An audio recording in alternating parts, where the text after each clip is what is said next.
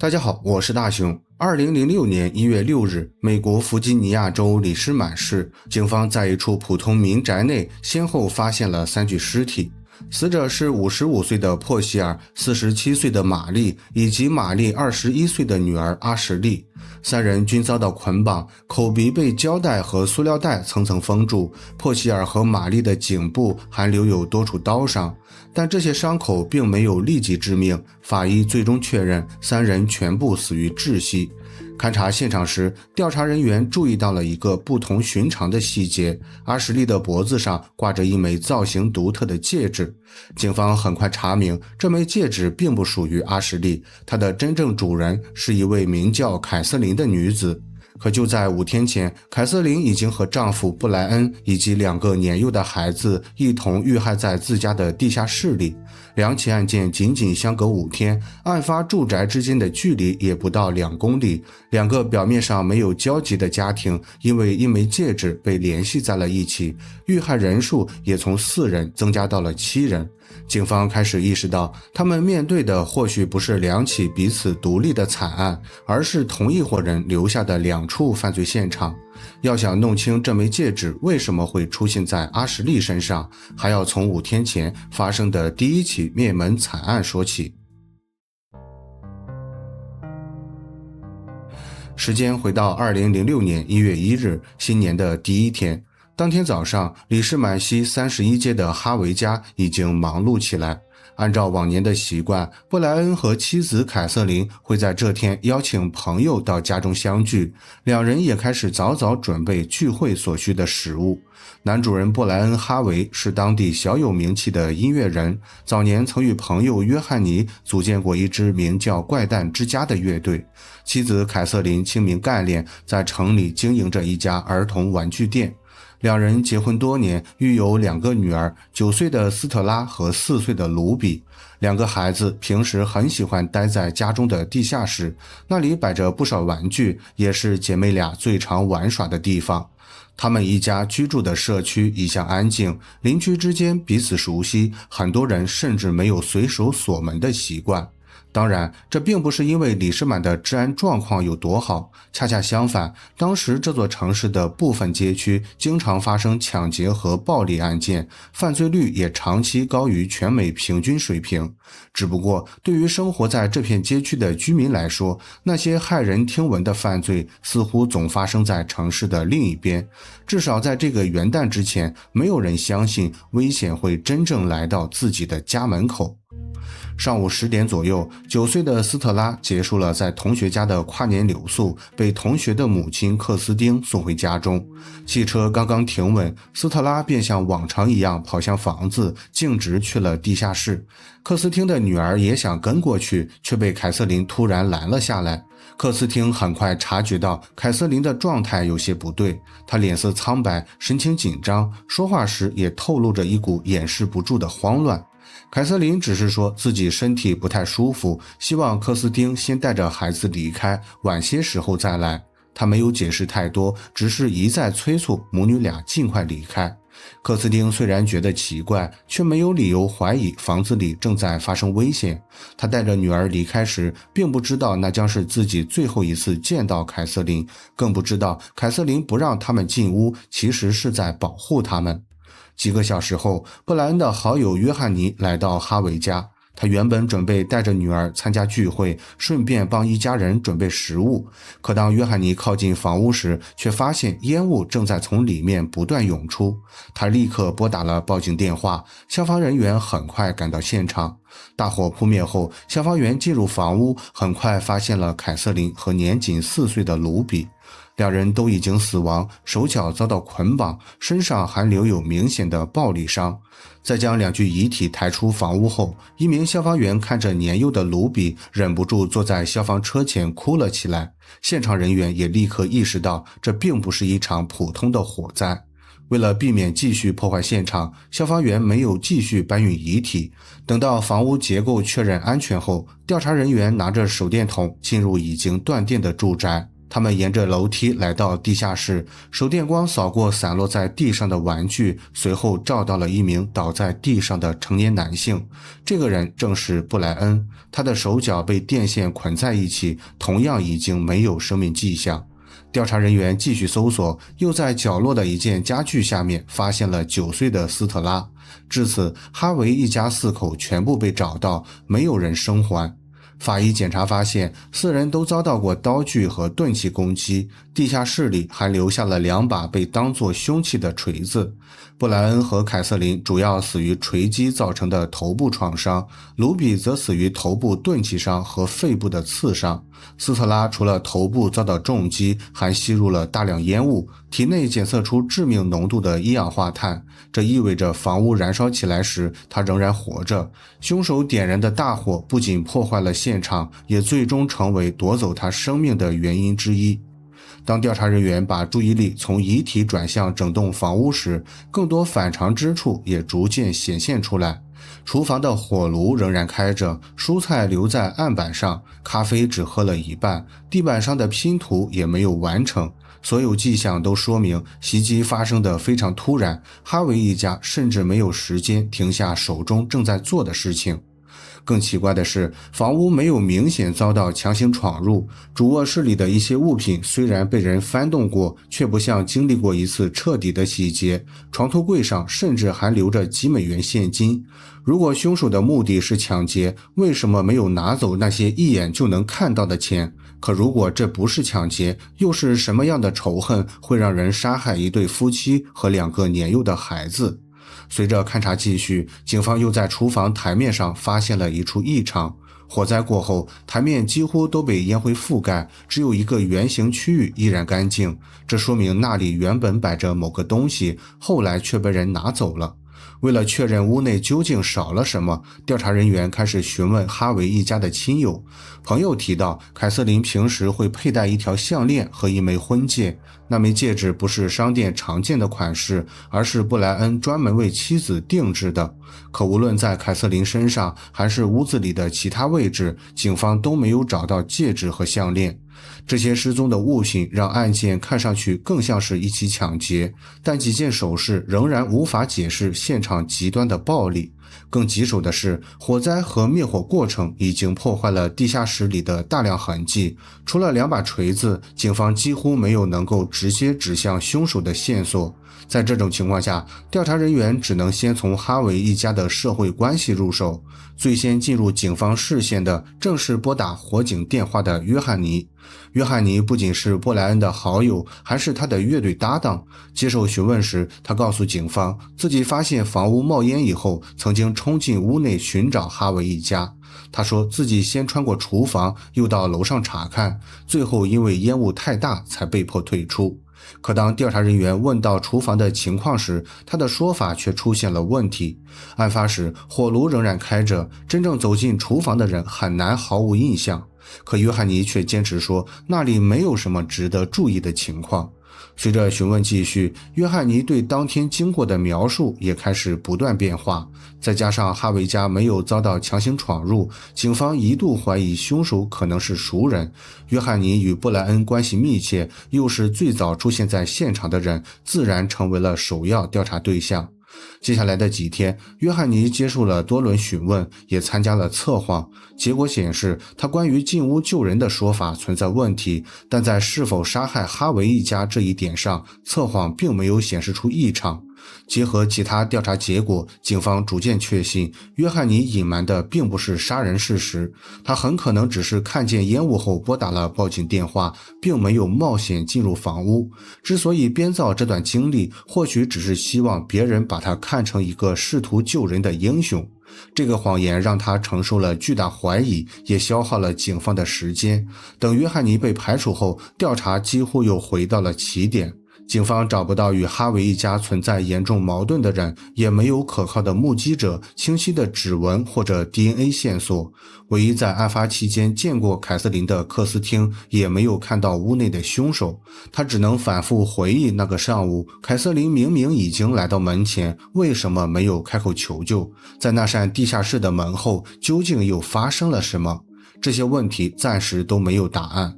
就在調查陷入僵局時，另一通報警電話改變了案件的方向。哈維一家遇害5天後，一名叫拉托亞的女性聯繫警方，稱自己的朋友阿什利可能已經遇害。警方按照她提供的地址來到布羅德羅克路的一棟住宅，多次敲門没有回應後，警員破門進入。他們先在客廳的茶几旁邊發現了一名男性，隨後又在相邻的2間卧室裡找到了2名女性。3名死者正是開頭提到的珀西爾·塔克、瑪麗·塔克以及瑪麗的女兒阿什利·巴斯克維爾。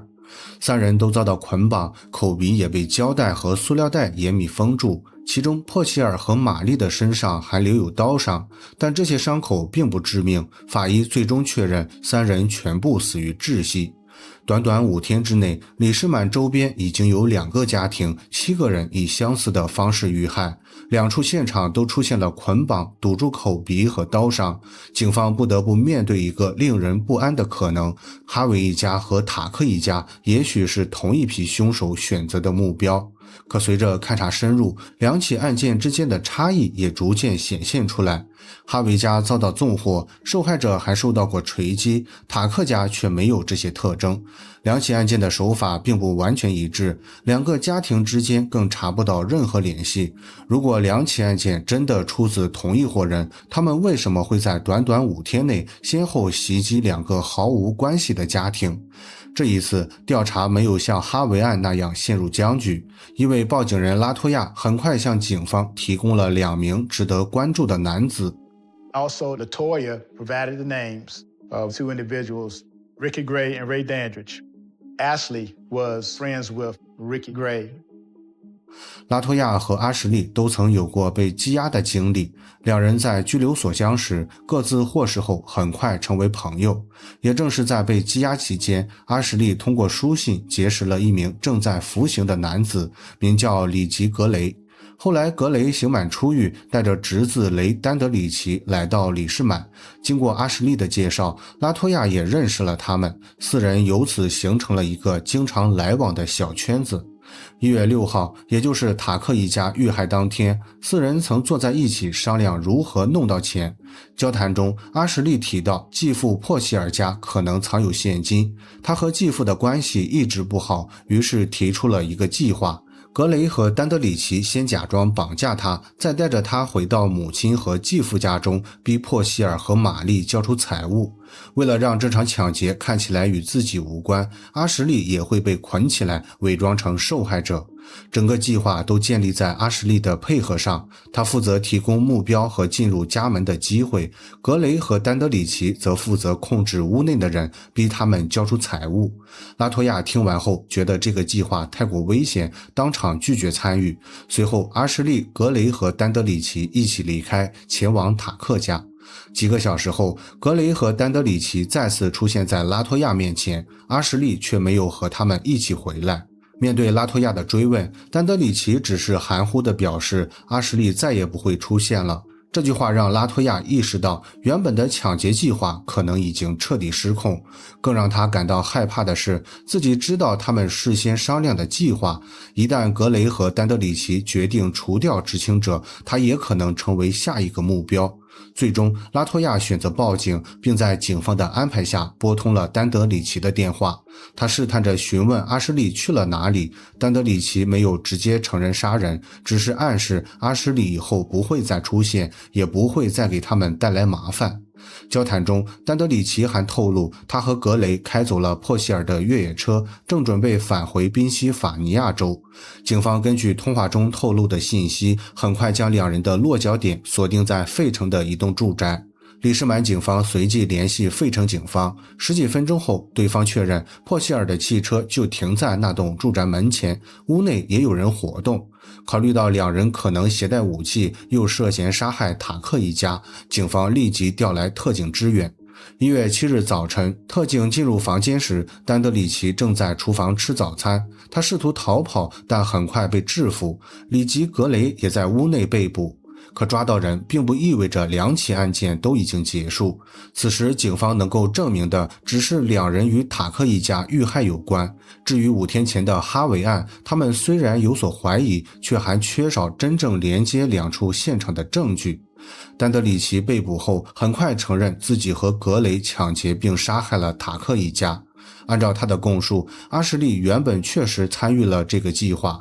三人進入住宅以後，格雷和丹德里奇控制住了珀希爾和瑪麗，逼問他們錢藏在哪裡。阿什利則按照事先商量好的安排，也被捆了起來，假裝自己也是受害者。可拿到財物以後，事情並沒有按照阿什利的設想結束，因為格雷和丹德里奇根本沒打算讓他活着離開。兩人不願把搶來的錢分給阿什利，更不願留下一個知道整個計劃，隨時可能向警方供出他們的證人。於是阿什利從共同策劃搶劫的同夥變成了兩人滅口的對象。按照丹德里奇的供述，阿什利臨死前曾向母親道歉，直到這時瑪麗才明白這場災難是女兒親自帶進家門的。她最後只問了一句為什麼。珀希爾、瑪麗和阿什利最終全部死於窒息。這場由阿什利提出的搶劫不僅奪走了他自己和2名家人的生命，也讓警方看清了格雷與丹德里奇的行事方式。為了獨佔財物、掩蓋罪行，他們連參與計劃的同夥也不會放過。不過，這份證詞仍然不能證明兩人與哈維案有關。就在警方準備展開進一步調查時，法醫辦公室送來了3名死者的隨身物品，準備交還給家屬。也正是在這個過程中，調查人員注意到了阿什利掛在脖子上的那枚戒指。戒指的造型十分獨特，幾乎不可能被認錯。它正是布萊恩專門為凱莉定制，並在哈維家失火後不知去向的婚戒。直到這一刻，2起案件才第一次有了直接聯繫。阿什利是格雷和丹德里奇的同夥，他與凱瑟琳素不相識，2個家庭也沒有來往。如今凱瑟琳失蹤的婚戒卻出現在他身上，對警方來說，這已經足夠說明問題。警方再次詢問丹德里奇，得知婚戒已經被找到，他開始爭取從輕處罰，並表示願意交代哈維一家被殺的經過。聽說丹德里奇已經開口，一直沉默的里吉格雷也改變了態度。2人的講述讓那個新年早晨發生的一切終於完整地呈現出來。1月1日，格雷、丹德里奇和阿什利因為缺錢，決定臨時尋找一戶人家實施搶劫。由於事先沒有選定目標，阿什利便開車帶着2人來到里士滿南區，讓他們沿街尋找容易下手的住宅，自己則留在車裡等候接應。2人在街上尋找目標時，看見哈維家的門敞開着，於是直接走了進去。當時斯特拉還在同學家，屋裡只有布萊恩、凱瑟琳和盧比。盧比正在玩拼圖，凱瑟琳則在廚房準備食物。格雷和丹德里奇先控制住布萊恩和盧比，隨後奪下凱瑟琳手中的刀。他們聲稱自己只想拿走財物，只要一家人配合，拿到錢以後便會離開。布萊恩、凱瑟琳和盧比隨後被帶到地下室捆起來，格雷留在下面看守，丹德里奇則上樓尋找財物。就在這時，他從窗戶裡看見克斯汀帶着2個孩子走來，其中1人正是斯特拉。丹德里奇立刻返回地下室，2人解開凱瑟琳嘴上的束縛，命令她上樓應付來客，同時用布萊恩和盧比的生命威脅她。一旦凱瑟琳說出任何異常，她的丈夫和孩子就會遭到傷害。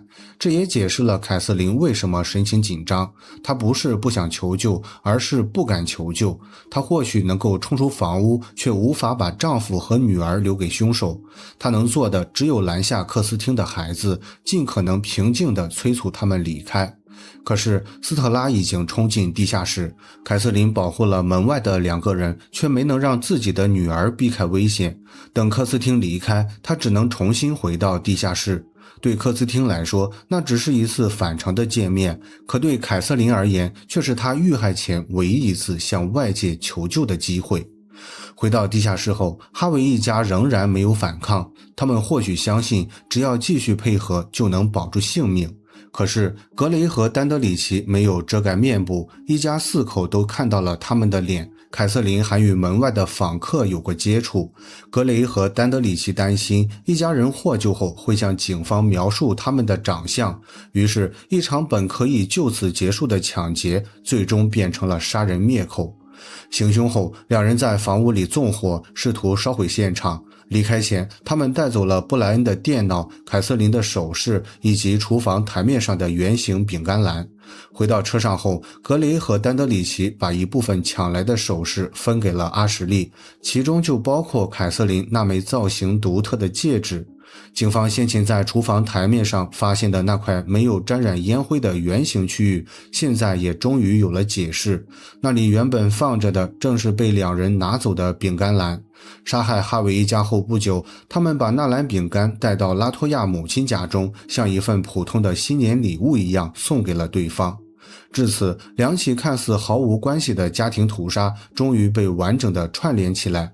哈維一家遭到殺害源於一次隨機的入室搶劫，塔克一家遇害則始於親人的背叛。两起案件的起因和過程并不完全相同，背後的邏輯卻高度一致。前解釋了兇手為什麼進入住宅，卻不足以解釋暴力為何不斷升級。真正連接兩起案件的是格雷和丹德里奇處理風險的方式。誰看見了他們，誰知道計劃，誰可能向警方開口，誰就會成為他們殺人滅口的對象。阿什利在案件中的身份尤其複雜，他參與了哈維家的搶劫，負責接送格雷和丹德里奇。5天後，他又主動提出搶劫繼父，把母親和繼父置於危險之中。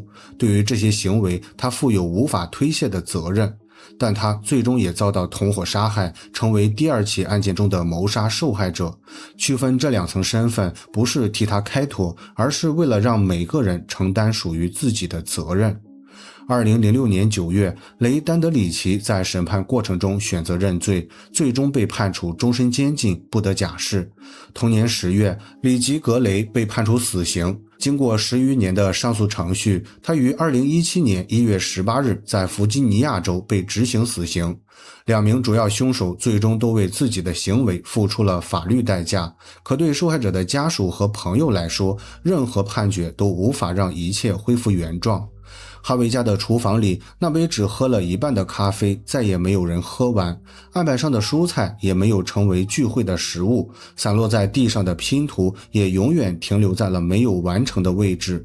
塔克夫婦原本平靜的生活，也因為一個由親人親手帶進家門的搶劫計劃突然走到了盡頭。那枚定制的婚戒原本象徵着布萊恩和凱瑟琳共同建立的家庭，兇手卻把它當成贓物帶走。5天後，他又出現在另一名死者身上，成為連接2個家庭、揭開7人死亡的關鍵證據。婚戒幫助警方找到了答案，卻無法代替任何人挽回已經失去的生活。2個原本毫無交集的家庭，最終被同一夥人捲進了同一場悲劇。感謝大家的收聽和收看，我是大熊，下期見。